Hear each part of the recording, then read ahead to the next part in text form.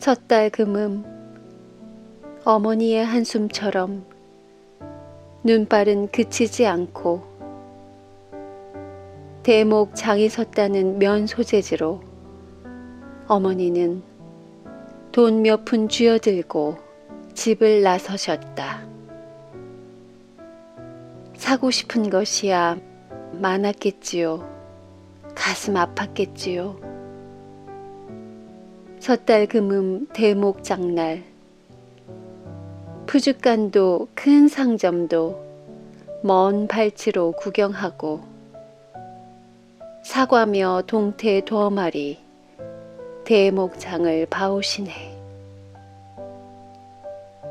집에 다들 있는 것인디 돈 드릴 것 있느냐고 못난 아들 눈치 보며 두부전, 명태전을 부치신다. 큰 형이 내려오면 맛보이신다고 땅속에 묻어뒀던 감을 내어오시고 밤도 내어오신다. 배도 내어오신다. 형님의 방에는 뜨끈뜨끈 불이 지펴지고 이불 호청도 빨아서 곱게 풀을 먹이셨다. 이번 설에는 내려오겄제. 토방 앞 처마 끝에 불을 걸어 밝히시고 오는 잠 쫓으시며 떡대를 곱게 써신다. 네 형은 떡국을 참 잘 먹었어야. 지나는 바람소리, 개 짖는 소리에 가는 귀 세우시며 걔 누구여? 아범이냐? 못난 것 같으니라고. 애미가 언제 돈보따리 싸들고 오길 바랬었나. 1년에 몇 번 있는 것도 아니고 설날에 다들 모여 떡국이나 한 그릇 하자고 했더니 새끼들하고 떡국이나 해먹고 있는지. 밥상 한편에 식어가는 떡국 한 그릇. 어머니는 설날 아침 떡국을 뜨다 목이 메이신다. 목이 메이신다.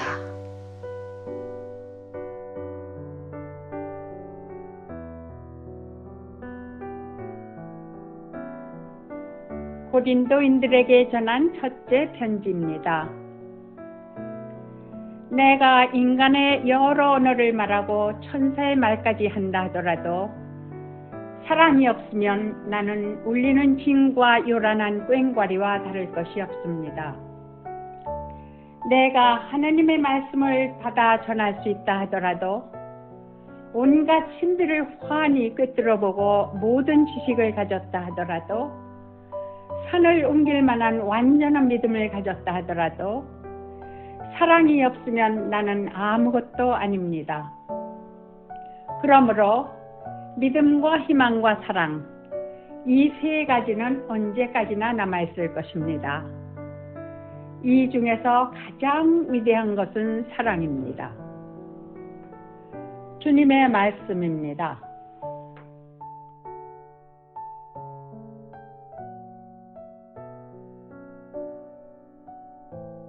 할렐루야. 하나님 아버지와 우리 주 예수 그리스도로부터 오는 은혜와 평강이 이 자리에 계신 모든 분들과 함께 하시기를 바랍니다.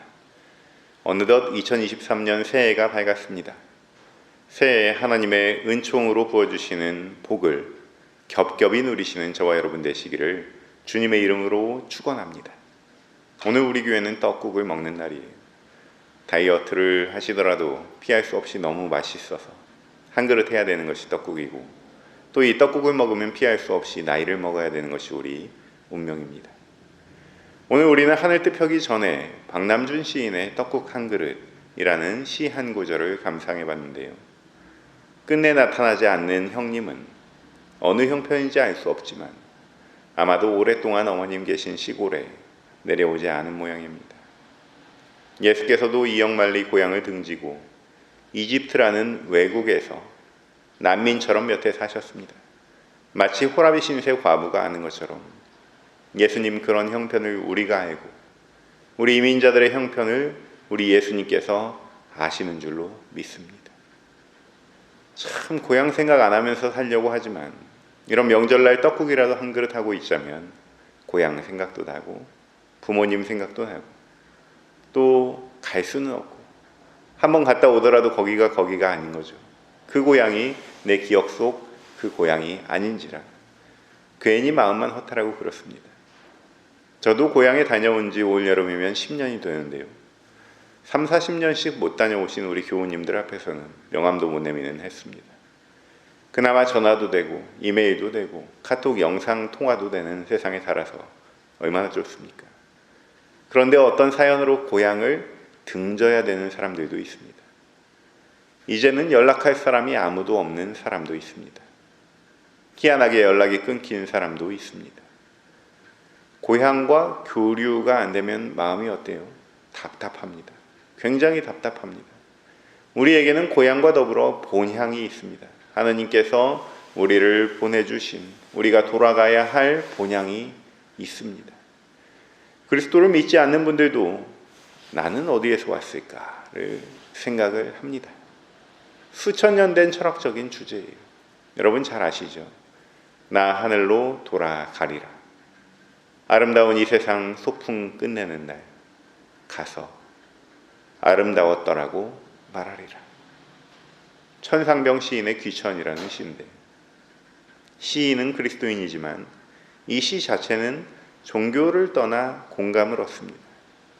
사랑하는 성도 여러분, 우리가 돌아가야 할 곳, 영적인 고향, 진짜 우리의 고향이 있습니다. 우리 마음에는 본성이 있습니다. 하늘을 사모하는 본성이 있습니다. 본향을 사모하며 그리워하는 마음, 원래 내가 있던 자리로 돌아가고자 하는 그 마음이 있다는 말이에요. 그런데 육신의 고향과 교류가 끊긴 수많은 고향을 떠난 사람들은 큰 결심이라도 하고 돌아갈 수는 있습니다. 작심하면 되는 거예요. 그런데 영혼의 고향과 교류가 끊긴 사람들은 돌아갈 방법을 못 찾습니다. 누구한테 물어봐도 알 수가 없는 길이에요. 차 타고 기차 타고 갈 수 없는 길입니다. 우리가 먼저 이미지로 상상할 수 있는 본향은 어디입니까? 저는 창세기에 나오는 에덴 동산이 떠오릅니다. 우리 먼 조상 아담은 에덴 동산에서 쫓겨났죠. 하느님께서는 다시는 그곳으로 돌아갈 수 없게 하셨습니다. 케루빔 천사들을 두어 지키게 하셨습니다. 케루빔이라는 천사 이름이 생소하실 텐데요.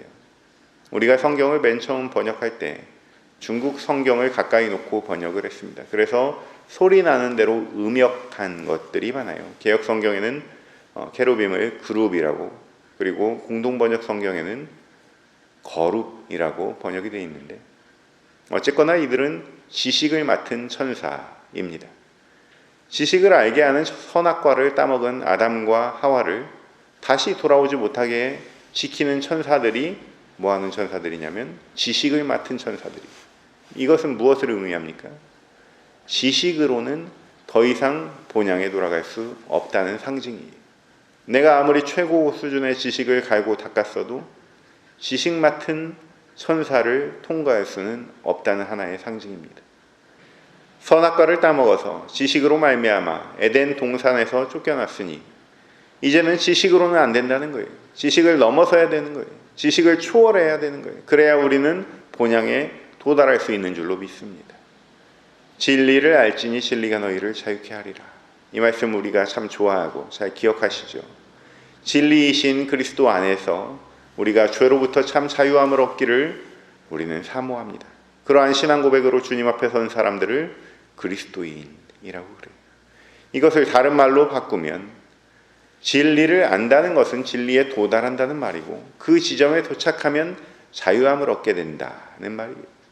예수님을 아는 지식이 있다고 해봅시다.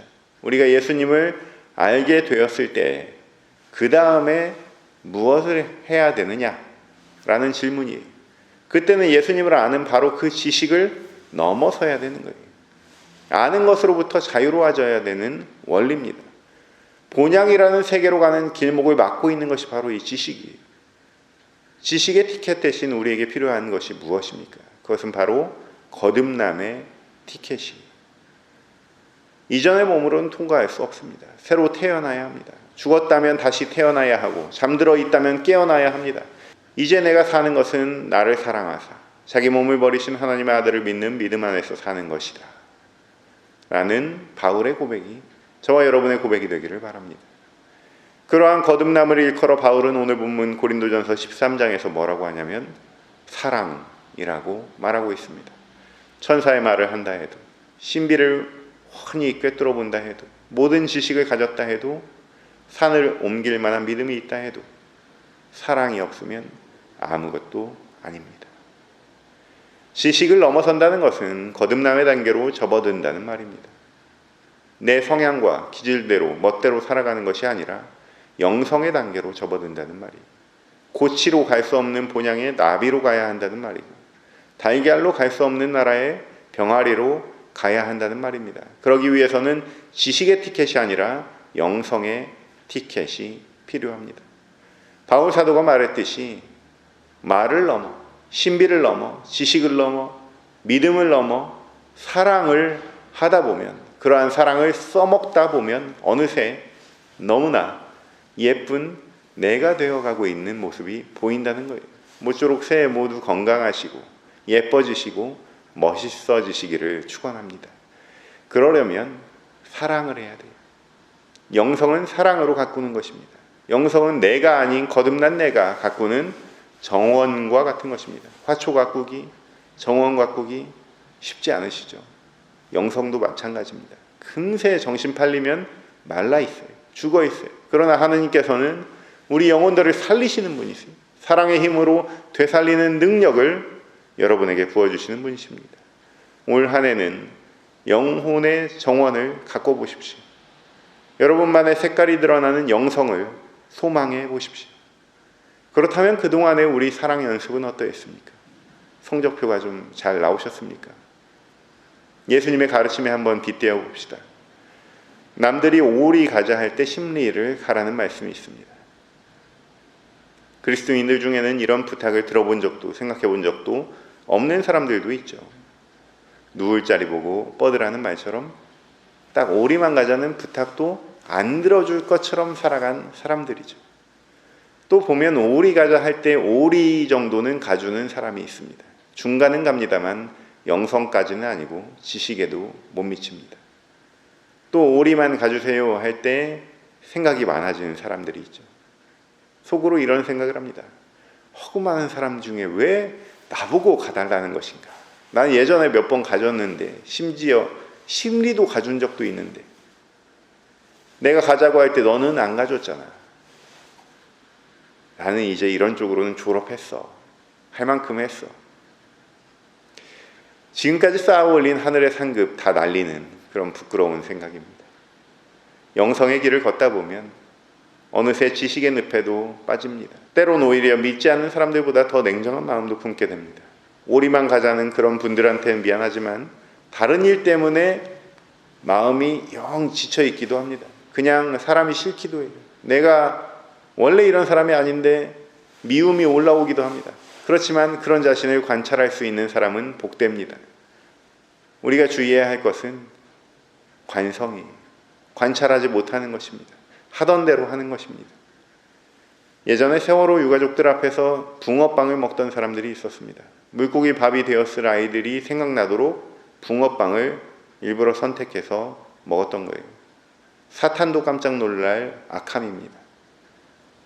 대구의 이슬람 사원 건립 공사장 앞에서 돼지고기 파티를 하는 사람들이 있습니다. 배후에 광기에 서린 목회자들이 사주를 했다고 그래요.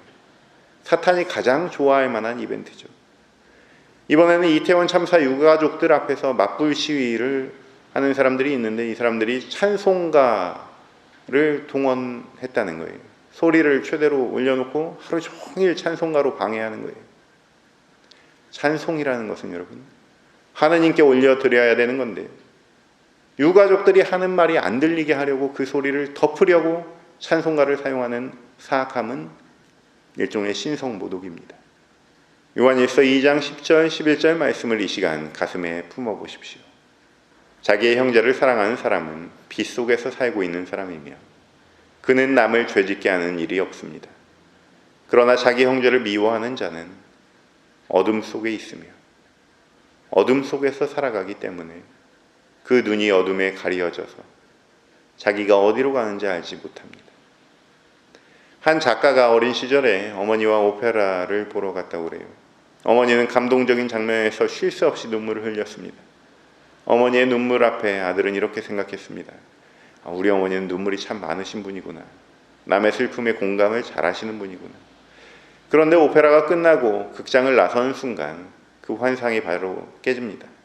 어머니가 고용한 인력거꾼이 선체로 얼어 죽었기 때문입니다. 어머니가 평소 인력거꾼에게 너무 가혹해서 모스크바의 그 추운 날씨에도 항시 출발할 수 있도록 대기하라고, 어디 따뜻한 데서 숨어 있지 말라고 단단히 호통을 쳐놓았기 때문이었습니다. 어머니는 얼어 죽은 시체를 발로 밀고 다른 인력거꾼을 찾습니다. 가짜 슬픔, 연출된 슬픔에는 눈물을 흘리고 지갑을 열면서 진짜 슬픔 앞에서는 그렇게 똑똑할 수가 없습니다. 어쩌면 우리들 얘기예요. 지식을 넘어서야 됩니다. 계산기를 멀리 던져버려야 됩니다. 우리에게 그런 기회가 어렴풋이 있었던 기억이 납니다.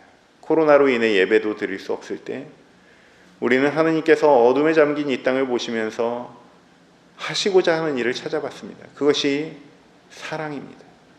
어느새 예배도 드리고 신교도 할 수 있게 됐습니다. 올겨울에도 계속 여러 가지 바이러스와 플루로 여전히 조심스럽지만 올해에는 이제 뭔가 새롭게 출발할 수 있게 되기를 모두 바라는 것 같습니다. 그러나 기억합시다. 하느님께서 이 땅을 보시면서 하시고자 하셨던 말이, 하시고자 하셨던 일이 무엇이었는지, 그때 우리는 무엇을 했는지를 말입니다. 그것이 사랑입니다. 믿음과 지식과 신비와 천사의 말을 넘어서는 그 무엇입니다. 천상의 지식과 신비와 천사의 말을 뒤로 하고 이 땅에 오신 말도 안 되는 예수님의 사랑이에요. 사랑하는 성도 여러분, 2023년에는 예수 잘 믿읍시다. 그래서 복 많이 받으십시다. 우리가 소망할 복은 예수께서 우리에게 주셨던 그 사랑이 우리 안에도 깃들길 바라는 것입니다. 지식도 가져본 사람이 있습니다. 믿음도 가져본 사람이 있습니다. 그러나 예수님은 우리가 그것들을 넘어서 사랑하기를 가장 바라십니다. 그것이 첫째 가는 계명이자 축복입니다. 형제를 사랑하십시오. 자식들을 사랑하십시오. 이웃을 여러분의 몸과 같이 사랑하십시오. 그것이 곧 하나님을 사랑하는 것입니다. 마지막 구절 우리 함께 고백합시다. 그러므로 믿음과 희망과 사랑, 이 세 가지는 언제까지나 남아있을 것입니다. 이 중에서 가장 위대한 것은 사랑입니다. 이 위대한 사랑으로 우리의 영적인 정원을 잘 가꾸면서 본향을 향해 순례하는 행복한 인생 되시는 2023년 저와 여러분 되시기를 주님의 이름으로 축원합니다. 모든 지각 위에 뛰어난 하나님의 평강이 그리스도 예수 안에서 너희 마음과 생각을 지키시리.